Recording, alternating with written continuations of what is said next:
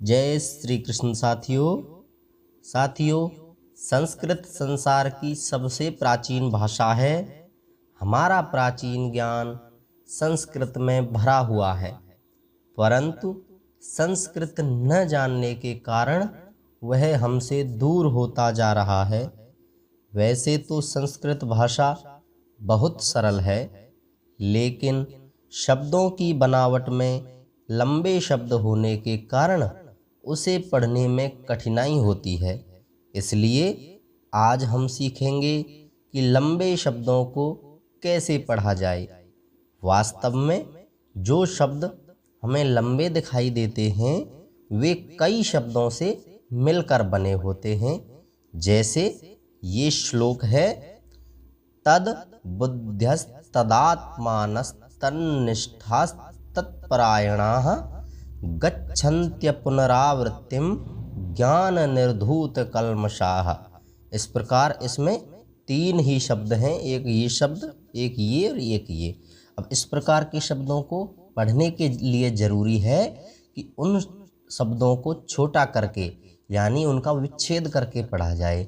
अधिकतर क्या होता है, इनमें संधियां हो जाती हैं और संधियों के कारण शब्द जोड़ दिए जाते हैं और एक शब्द बना दिया जाता है। जैसे यहाँ पर देखिए, तद्बुद्ध्यः, यहाँ पर तद और बुद्ध्य ये जोड़ दिया गया है। यहाँ कोई संधि भी नहीं है, लेकिन फिर भी ये जोड़ दिया गया है। अब बुद्ध्यः, यहाँ पर ये जो विसर्ग दिखाई दे रहा है ये इस स के स्थान पर हुआ है, इस सकार के स्थान पर विसर्ग हो गया है।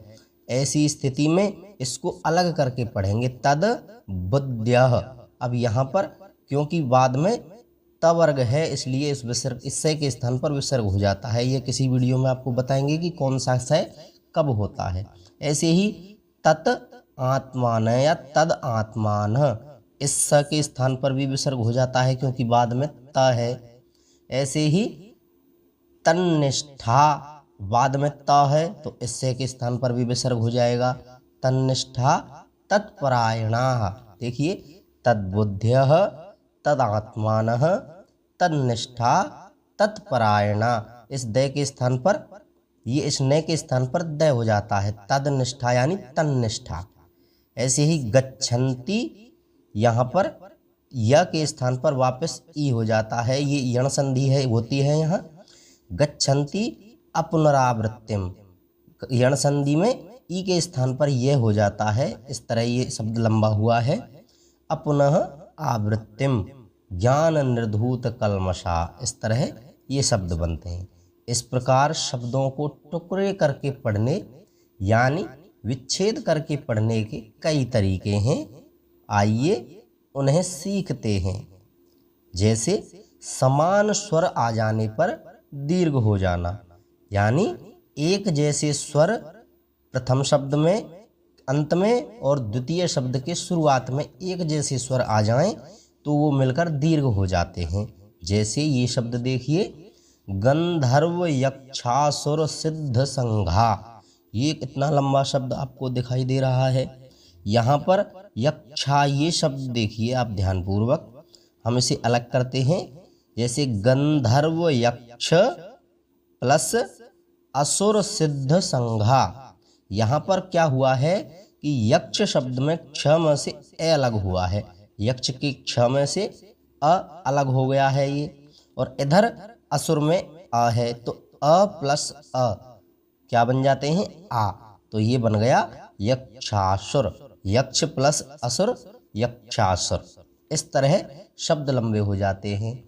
और एक और उदाहरण देखते हैं, शांतिम अचिरेणाधिगच्छति, ये इतना लंबा शब्द है, इसको अलग करते हैं। देखो, शांतिम अचिरेण प्लस अधिगच्छति, पहले ये नियम देखते हैं। इस न में अ है और इस अधिगच्छति का शुरुआती अक्षर अ है, तो इस न का अ और अधिगच्छति का अ ये मिलकर आ हो जाते हैं, तो बन जाता है चिरेणाधिगच्छति, चिरेण अधिगच्छति यानी चिरेणाधिगच्छति।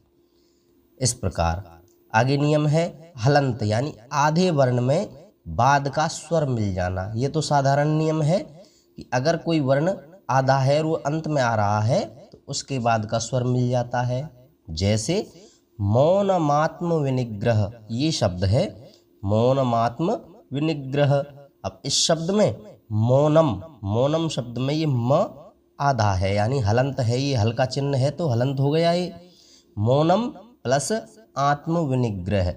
अब ये म आधा है तो इसमें स्वतः ही आ की मात्रा, ये आ मिल जाएगा, म प्लस आ बराबर मा बन जाएगा।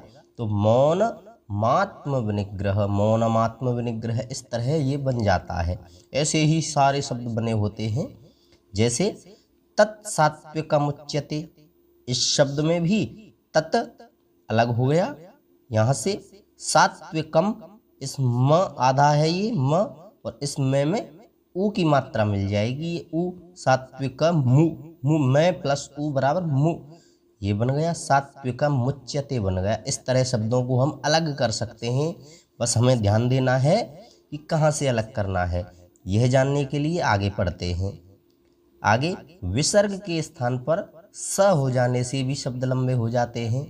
जैसे विनाशस्तस्य, ये शब्द है विनाशस्तस्य, यहाँ पर सस्तस्य लिख, मैंने पहले बताया था कि वाद में त थ और स, ऐसे ही पहले देखते हैं, त अर्थ है बाद में हो तो ये स हो जाता है। जैसे विनाशः तस्य, इसमें विसर्ग के स्थान पर त है बाद में, तो इस विसर्ग के स्थान पर स बन जाएगा, ये बन गया, तो विनाशस्तस्य हो जाएगा। नियम देखते हैं। यदि विसर्ग के बाद में किसी भी वर्ग के पहला वर्ण और दूसरा वर्ण, जैसे क ख च छ त थ ट ठ प और फ, ये वर्ण और स श और स ये हों तो विसर्ग के स्थान पर श श और स ये हो जाते हैं। जैसे अभी देखते हैं। इस प्रकार लंबे शब्द होने का सबसे बड़ा कारण संधि होना है। इस प्रकार के शब्दों को पढ़ने के लिए आपको संधि व विच्छेद को जानना चाहिए, एवं साथ ही यह भी याद रखना चाहिए कि जिस भी शब्द को अलग करें वह सार्थक होना चाहिए।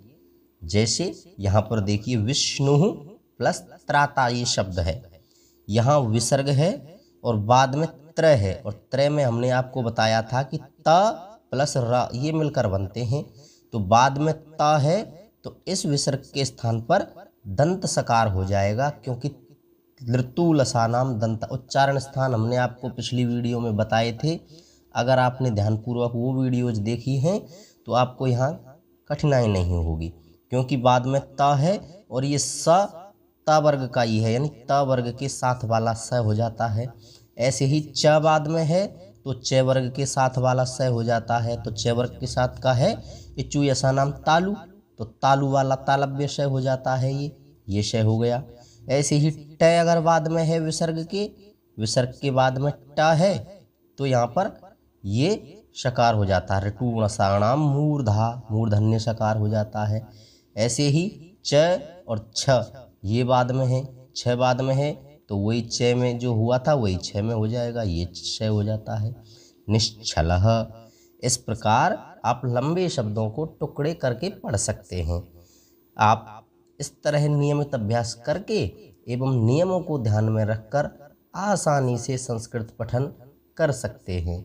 आशा है कि आप हमारी वीडियोज देखकर इस मधुर भाषा को पढ़ना सीख रहे होंगे। अगर हमारी वीडियो से आपको थोड़ी सी भी मदद मिली हो तो शेयर अवश्य करें। जय श्री कृष्ण।